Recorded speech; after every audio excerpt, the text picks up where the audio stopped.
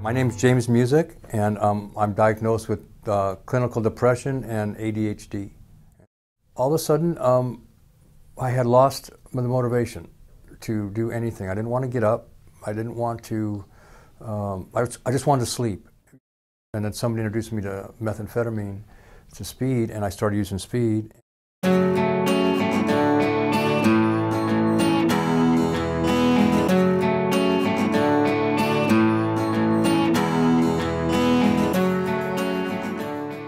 We want to create a safe place where we can help people access services quickly within hours as opposed to within days or weeks. They'll get a full assessment by a clinician, a social worker, a psychologist, or a nurse. And then, if needed, they will then receive medication services. They'll see a psychiatrist for a medication evaluation, prescribed a medication if needed. They'll be able to walk away with a prescription. I've always thought of it as kind of a hybrid between what the psychiatric emergency room does and what the regular county mental health clinics do. So what this area is for is really what separates us out as a UCC from a typical outpatient clinic. If we have somebody that needs more intensive services, this acute area is what we would use for that. If there's a need to place somebody on an involuntary hold, we would keep them here, and we have two different rooms that we would use. This is our holding room, and then we have a quiet room back here, and they're both designed to give an individual space so that way we can keep an eye on them until the ambulance arrives for transportation. The day that I made it here, there was hardly anybody here. And I remember Debbie was an advocate at the time out in the thing, and she made me feel real at home. Told me, just don't go anywhere, just relax. So I did. And then they came out. It took all day, and they came out, and I felt so relieved after I left here because I really thought that the doctor listened, everybody listened, and they decided that I did have a problem. I'm Elizabeth, and I just wanted to hear a little bit more about your first experience of coming here. I think everything that we do and everything that, in every way that this clinic has been set up, that's kind of the priority, is to engage the clients and make them feel like, you know, we're here to help.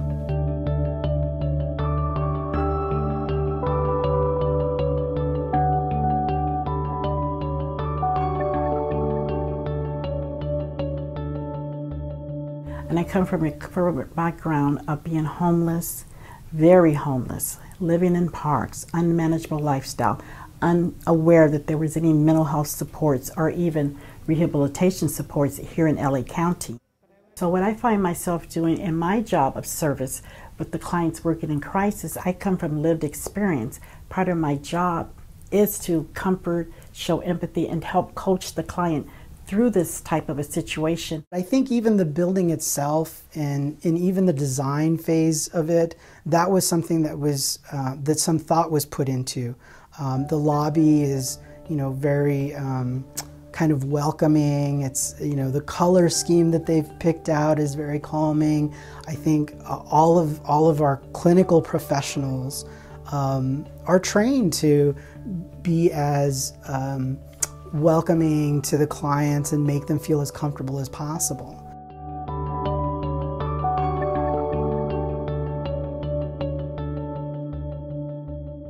If we do our job right, we're going to keep somebody here for 30 to 60 days and then get them connected to the community for ongoing care.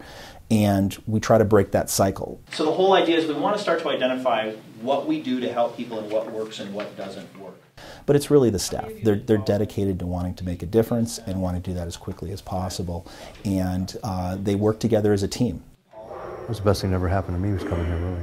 Because you use drugs, and there's a reason why you use them. It's not the drugs, it's something that you're using the drugs for. So I was uneducated about mental health and depression, totally. I thought depression was somebody that wanted to kill themselves. I really believe you can heal, you can get better, and you can live a better life. I'm on a path right now to, first off, get back with my family and know the family that I've stayed away from the whole time. Second is stay clean and sober, become a responsible adult, and get a good paying job, and hopefully,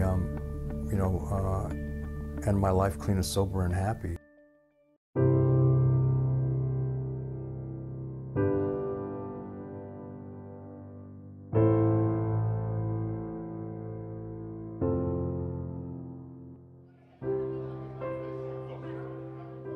I thought I was an idiot, a loser, a nobody, and I didn't want to live that way. And yes, I didn't want to live at that time. I wasn't suicidal, but at the same time, I didn't want to live. Explain to me why I suffer like this. And he told me, you are in depression. And I said, what is that? I got what I needed. I got the help I needed. I got the right medication I needed. I got the right care. Majority of our clients are those who are chronically and severely mentally ill. But you know, with the recent changes in our economy, there will be people who never had a psych experience in their lives. You know, they lose their jobs. They just come back from the war. Our clinic here has several layers of care. We have a very acute program that's called FSP. It's based on the Assertive Community Treatment in Psychiatry model, where these patients are so ill that if we didn't have a 24/7 program to attend to their needs, they will be in the hospital.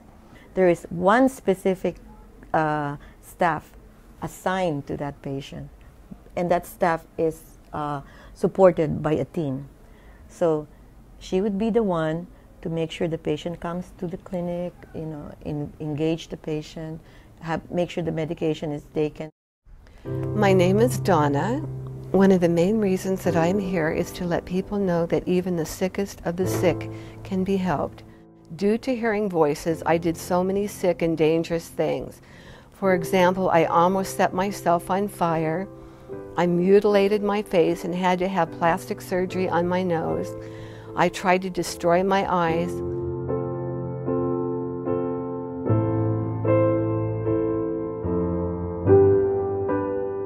So how are you doing? Fine, great. Doing good? Good, Great. okay, come on in. This is our lab technician, have a seat. Mom, have a seat.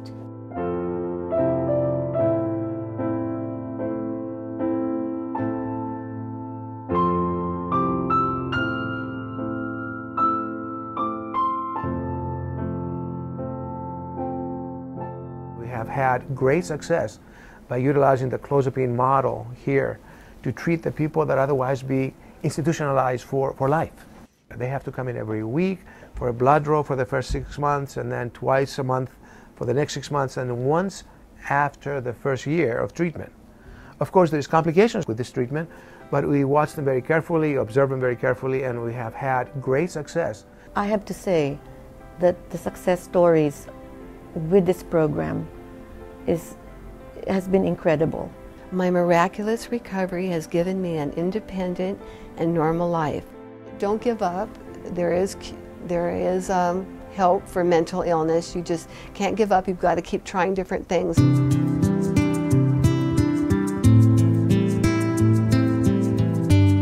That part of the clinic is sort of an ongoing effort from us to take the patients in from a place where they couldn't even take care of themselves, and then graduate into the wellness program, where we can rehab them, we can teach them the social skills that it takes to carry a conversation, to do a job, to go to school. Good morning, everyone. My name is Marvin Leiva. I'm a mental health counselor, and we're here again to run this group explicando, ¿verdad?, lo que es la depresión, síntomas y formas de lidiar con esta enfermedad, ¿verdad? For me, it's the best. The best because I don't feel that it's just my case manager. I feel like it's my older brother or my family, part of my family.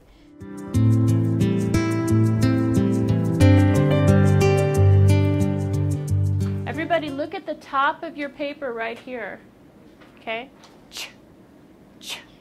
That's the sound today. The first word, are we ready? Pinch. Pinch. I'm going to pinch you, Rafa. These are clients who could probably work but lack the communication skills to pass an interview, to probably even fill out an application in English, even though, you know, we can't accommodate and get them a Spanish application.